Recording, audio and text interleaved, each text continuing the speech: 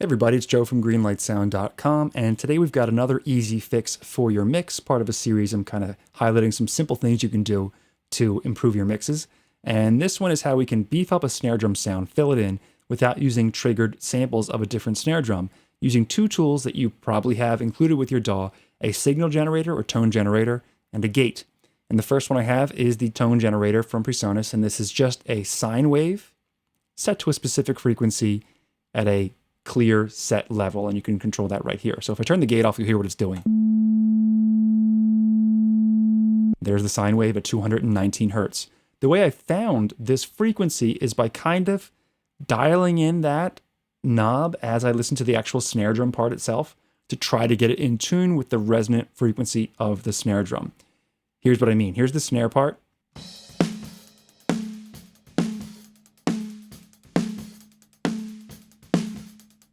And you can hear the certain frequency it's kind of hitting, that resonant ring.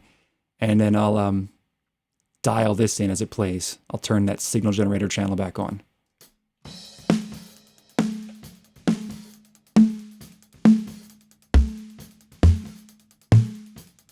So as I'm getting up higher, kind of matches that resonant ring. I just tuned it by ear. You could do the same thing, or you could throw in a frequency analyzer on the snare part and just kind of see where that resonant peak is happening to find the meat of the snare drum. And it's totally different depending on how the snare is tuned, what kind of snare you're using, the genre the drums are playing, to how high you want to tune it. But you can be anywhere in the kind of low-mid range to beef up that snare. Then what I did is inserted a gate after it, because obviously the tone generator, if the gate's off, is just going to be on all the time, like that. And we don't want that. So what I do instead is set the gate up so that it's a side chain from the snare channel. So the snare is sending its signal to the gate, allowing the gate to open only when the snare hits are happening. What that does is open up the signal generator or tone generator to happen only when the snare drum is being hit. Then you just dial in your attack, hold, and release times to kind of go with the tempo of the song so the signal generator channel isn't on too long or too short. And what you end up with is this. I'll dial in this fader as the snare drum part plays.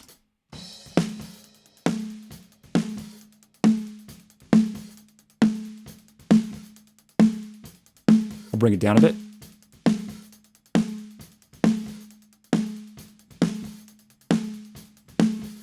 There we go. I'll just now mute it on and off as it's playing. So the snare drum part's going to keep going on, but the signal generator channel will be muting on and off.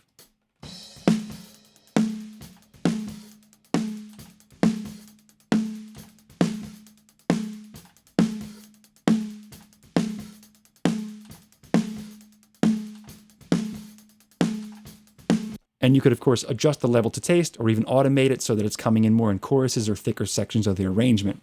Now what I'm going to do is bypass this signal generator channel on and off again, but I'm going to do it in the context of the full drum mix here. And you can really hear in this how much body this adds to the snare within the context of all the drums playing.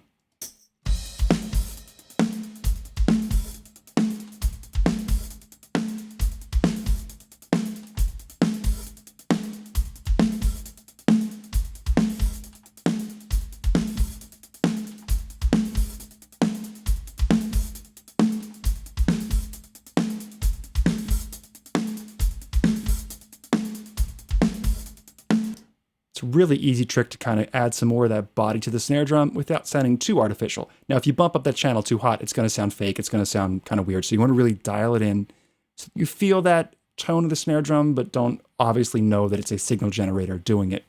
So there we go. Really simple tip, using a signal or tone generator and a gate to get some more body to your snare drum using tools that you have included with your DAW right now. Another easy fix for your mix. If you have any questions or comments, let me know in the comment section down below. Don't forget to subscribe if you haven't done so already, so we can keep you in the loop as to what's coming up next, and I'll see you in the next one.